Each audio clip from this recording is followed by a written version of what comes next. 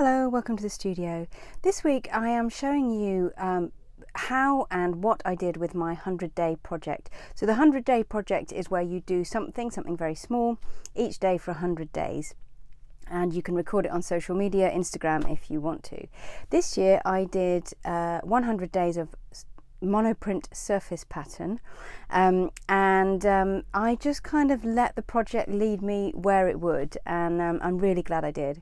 So if you like the video, do click like, subscribe to the channel, and you can see lots more of my work, blog posts and writing, and my self-paced video courses, all at ruthander.co.uk. So I'll just take you on a whistle-stop tour of some of the pieces that I ended up making. In fact, pieces is the wrong word, because what I ended up doing was concentrating on the image that I was producing via the photograph that I took, rather than the actual thing itself. So these are the ones I started off with, and my intention originally was to use stamps. So these are just sort of round stamps, and in fact I did end up using stamps, but often the same ones again and again. These were me playing around with some of the stamps I already had. These are just homemade stamps, and I've got an earlier video about how I made them. And I got some, and I was using sort of scraps of monoprint that I had in the studio that I was using for collage or what have you. But what I found was I liked the backgrounds. This one was made of string. This is a stamp made of string wrapped around cardboard. But I really liked one stamp in particular, so I was doing some drawing here as well, sort of drawing these lines. And I do like, there are aspects of all of these that I like. But the stamp that I really got into was this one here, which I'd made of 6 just foam circles. And slowly, the circles kind of took over, and I did less and less of all the other things and more of the circles. I just love the variation in how they printed, and the colours sort of melding and mixing together.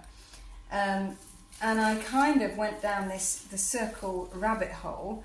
I mean, I ended up with these type of things where this is, it's like a ghost print really of where of my stamp pad, where I pushed in the stamp, and you've just got these very faint circles. But I really like that against the very obvious circles of, say, something like that. So I ended up really playing with this one stamp again and again, and I resisted, and I did do a few other things, but actually I kept coming back and back, because that's what I like the most. And I think that's part of projects like this, is learning what you like and what you don't like. Doing something every day, or in fact in my case I actually did them every few days, had a little play every few days, but just doing so much of it really kind of solidifies what you want to explore.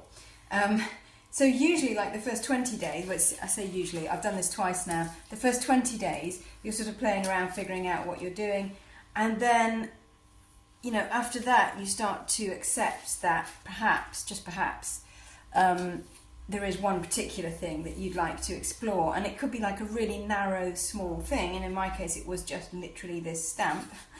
And just seeing how far you can take it and how many different things you can do with it.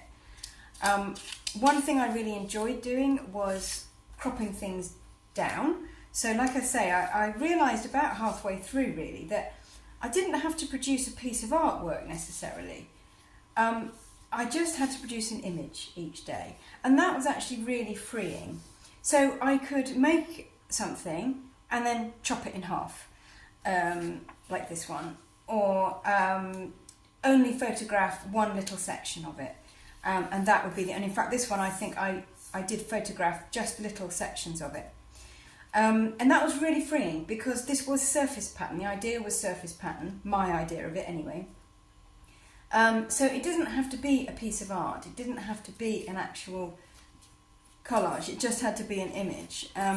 And that was really nice thing to do. And in fact, that also led me to playing around with these.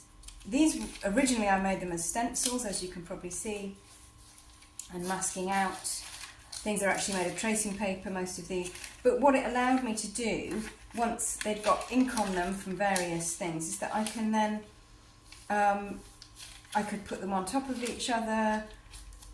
I could create all sorts of interesting things going on, and I would just take a photograph of that image.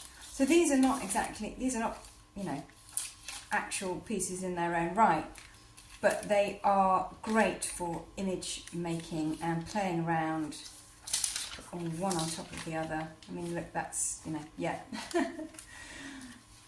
So I learnt a lot from this 100-day project.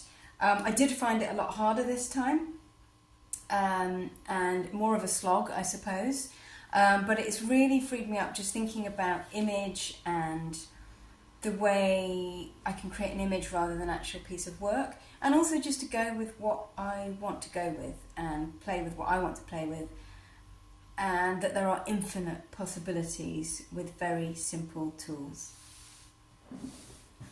So the next thing I'm going to do with all of these is actually scan them in to, you know, scan them in high res, and I'm actually going to cut them up, crop them down, play around with them, and see what more I can get from these, what more I can extract from them, and so I'm really looking forward to doing that, hopefully in the autumn.